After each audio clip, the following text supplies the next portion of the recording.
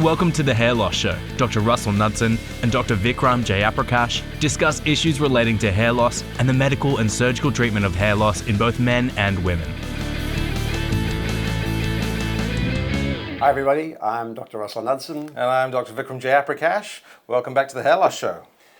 Guys, one of the topics we're going to discuss that we get asked a question about a lot of times is if a patient declines medication, which is their right, would we still operate on them? I think we can safely tell you that the answer is yes, but the but is that we would then spend a lot of time on education about the consequences of it. It's not compulsory to do it, but it has certain consequences that need to be explained fully to the patient. Yeah, and I think that's really when we're consulting with a patient, one of the things that I know that we both do is we both sort of silo them into two separate buckets, which we're going, medication is designed primarily to stop the progression of hair loss, right? It's not, if you're completely bald, you know, you can take all the finasteride, whatever other medication you want, you're not going to come back with a full head of hair. No. So it's about stabilizing. It's about getting that message across that they do different things. It's not, oh, I want a permanent solution. I don't want to take medication on a daily basis. I just want to have a hair transplant. So I think, I mean, do you find this is what you spend a lot of time sort of unpacking that and so I have two ways of explaining it. The one way I explain it is to tell patients that they should think of hair loss like leaking bucket syndrome, and they're leaking hairs out of their bucket. And what medication is designed to do is to fix the leak. Yeah. Right? Because all surgery does is top up the bucket. So if you top up the bucket without fixing the leak, you know that you're going to have to top it up again. When I came into the field, a long time before Vikram, by the way, there were no medications at all. So the deal was you lost some, we gave you some. You lose some more, we give you some more. We lose some more, we give you some more. And we would have, my patients would come back to me often every 18 months or 2 years for top-ups because you were trying to keep pace with the further hair loss. Since the advent of medication, the interval between people needing to come back is now out to 5 to 10 years. It's a huge difference, and it makes a number of different advantages to the patient for that to be true, apart from the hassle and the cost of having to have multiple operations. But the other way I explain it to patients is to say to them, the worst thing that can happen to you if you stop medication or you don't take medication is you will bald naturally as nature intended. The worst thing that can happen to you after we operate, if you don't take medication, or if the medication isn't completely effective, is that you will now bald unnaturally. So a patient coming in with recession at the front here, and we fill in a triangle, and we fill in a triangle here, and then they lose the middle or they lose it in behind, gets a GT stripe, that's not a natural pattern anymore of baldness. People where we operate in the crown, where the area in the crown enlarges later and goes out sideways and down at the back, end up with an island. Yeah. So if this is the top of the scalp and you fill in the crown and that looks beautiful, right? And that's perfectly fine. That hair ostensibly is not going to fall out, but what is going to happen is potentially if the balding continues, then the margins will move out in a radial fashion. So you're then going to have this, like you said, a halo effect where you've got hair in the middle and then a ring around it. That's not a natural pattern. So that's the consequence that patients need to understand. So this is particularly important for the younger men who have crown balding, because that is the thing that bothers them a lot, apart from the hairline. We see it so many times now with people coming back from other clinics overseas or interstate, and they have this massive amount of grafts put into this balding crown and at the age of 25 or whatever, without understanding the consequences of what happens later on, where we're going to have to chase the border to do it. So I think there's 2 points to that, and if I can follow on with that, which is that it's not comparing apples with apples, because what you talked about before there was medication and you were doing regular top-ups, the graft number was relatively small, right? But now the graft number, the expectation of graft number is much higher, and we can talk about that later. But that's another thing which sort of cloudies the judgment, which is that, right, if we're getting more done, you're going to run out of donor. And the other bit that I'm interested to hear your view on, is that the number of people that I've heard going, I don't care about later on.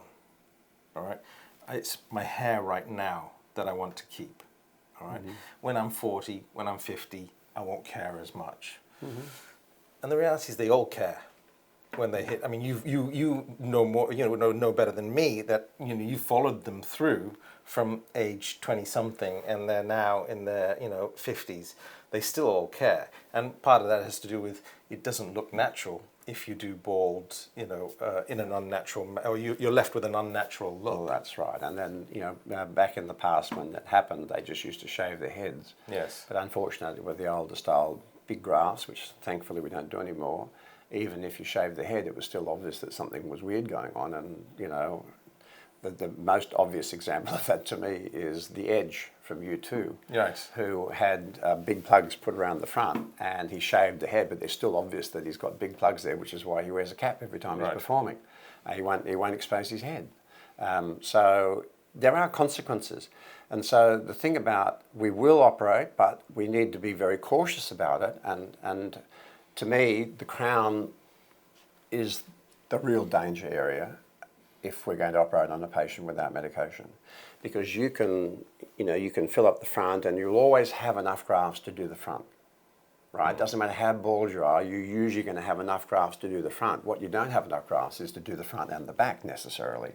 And so I think that one of the ways I explain to the patients is, well, let's just deal with the front and see what happens as we go along. I mean, I know you're upset about the crown, but that's where you can get yourself into a lot of trouble by using a lot of grafts and then ending up looking wrong. So let's start with the front, because that's what people see. Yes. Right? And that's going to make the most visual impact for you. And let's try and preserve grafts because you're young. Now, it doesn't matter so much if you're 60, right? Because if they don't use medication at 60, how much more hair are they going to lose? Yes. They might lose a little bit, they might lose a moderate amount, but they ain't going to lose a huge amount. But if you come in at 25 or 30 or 35, you've got 40, 50 years of balding in front of you. And so, again, it's also a function of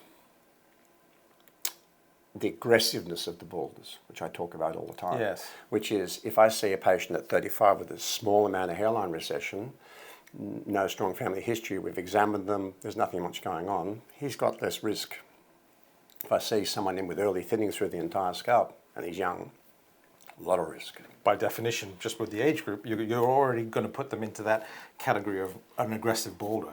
That's right. And therefore, not being on medication at that point, or electing not to take medication, is going to be well, a I difficult... always say to patients as well, if you have to think your way around this. If you think you won't care at 40, you're married to 3 kids, you don't care, you just care now, then just medicate. Right? Because when you don't care anymore, just stop taking the meds and let nature take its way through you. Yeah. But if you start operating in your 20s, you're going to have to care about your hairline and the hair for the rest of your life. There's no walking away from it, because it might look quite unnatural. So I think the summary of the whole thing is, yes, we probably, we'd never say no, you can't have surgery, but we'd spend a lot of time. And we have to set realistic expectations about what outcomes are going to be like, and then let the patient make the value judgment, because there's risk versus reward in that situation. And it also comes, like you said, it also then comes down to hairline design, not going too aggressive in that. Well, the lower the hairline, the more grafts you're using anyway.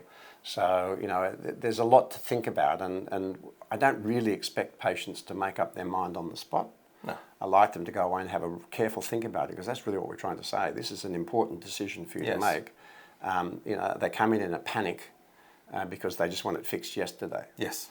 But they need really to think through the consequences of their action, because impulsive decision making you can regret in a very, very careful, long-term manner. Yes, absolutely. Right. Cool. I think that's a great point of Hopefully that helps you explain to you why it's so important to have a comprehensive evaluation and consultation before you commit to surgery. And you really need to talk to the doctor who may be performing the surgery and get his take on what he thinks is going to happen and how it's best managed to produce the less risk to you, the patient. Absolutely. So yeah, I think it takes a lot of thought, and it's not. I think that's a really good point. That it's not a fast decision. It's something that needs to be thought through, especially if you're considering surgery and not open to the concept of medication. Then you have to all the more have to make an informed decision based on that. All right, we'll see you on the next episode. Thanks again for watching. Keep subscribing and keep watching. Thanks, guys.